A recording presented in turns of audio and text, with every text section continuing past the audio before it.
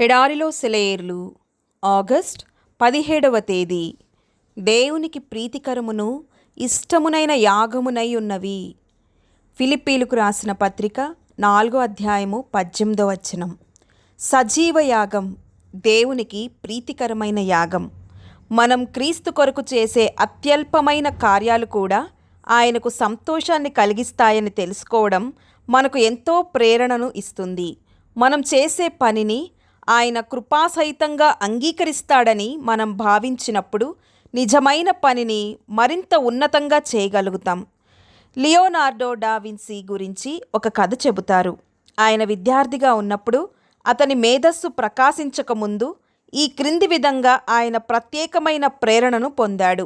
వృద్ధుడును ప్రఖ్యాతిగాంచిన తన యజమాని తన వయసులోని బలహీనతను బట్టి తాను చేస్తున్న పనిని విడిచిపెట్టాలని భావించాడు. తాను గీస్తున్న ఒక బొమ్మను పూర్తి చేసే బాధ్యతను డావిన్సీకి అప్పగించాడు. తన యజమానుని నైపుణ్యం పట్ల అతనికున్న గౌరవాన్ని బట్టి తనకు అప్పగించిన పని చేయడానికి వెనుకడుగు వేశాడు. అయితే ఆ వృద్ధ కళాకారుడు అతను చెప్పే సాకులను అంగీకరించలేదు. కానీ తన ఆజ్ఞను కొనసాగిస్తూ నీ శక్తి మేర ప్రయత్నించు అని చెప్పాడు. డావిన్సీ చివరికి వణుకుతూ బ్రష్ని పట్టుకొని మోకరించి, నా ప్రియమైన యజమానుని కోసం నాకు ఈ పనిలో నైపుణ్యతని, శక్తిని ఇవ్వమని ప్రార్థించాడు. అతను ముందుకు సాగుతున్నప్పుడు అతని చేయి స్థిరమైందిగా మారింది. నిద్రపోతున్న మేధస్సుతో అతని కన్ను ప్రకాశించింది. అతను తనను తాను మర్చిపోయి తన పని పట్ల ఉత్సాహంతో నిండిపోయాడు. చిత్రకళ పూర్తయ్యాక తుది తీర్పు చెప్పడానికి ఆ వృద్ధ యజమాని దాన్ని స్టూడియోలోకి తీసుకొని వెళ్ళాడు. అతను గీసిన కళ యొక్క సాఫల్యతపై తన దృష్టి నిలిచింది. యువ కళాకారుడిపై చేతులు వేసి, నా కుమారుడా, నేను ఇకపై చిత్రలేఖనాన్ని వేయను అని చెప్పాడు. కొంతమంది తమ యజమాని తమకు అప్పగించిన పనిని చేయకుండా వెనకడుగు వేస్తారు. వారు అర్హులు కాదు. ఆ సున్నితమైన పని చేయడానికి తగిన నైపుణ్యం లేదా శక్తి వారి దగ్గర లేవు.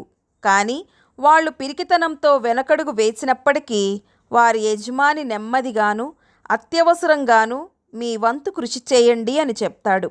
వారు వినయ గౌరవాలతో ఆయన ఎదుట మోకరించి ప్రియమైన తమ యజమాని కొరకు తమకు అప్పగించిన పనిని చేయడానికి నైపుణ్యాన్ని, శక్తిని ఇవ్వమని ప్రార్థించాలి.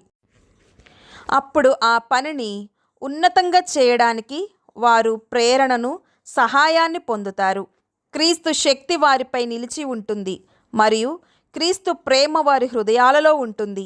ఆ దీవెనకరమైన ప్రేరణకు లోనై చేసే పనంతా దేవునికి అంగీకారయోగ్యమవుతుంది. మనం నిజంగా సజీవయాగంగా అర్పణను బలిపీఠంపై ఉంచాలి. అప్పుడు దేవుడు అగ్నిని పంపుతాడు. దేవుడి మాటలను దీవించునుగాక. ఆమెన్.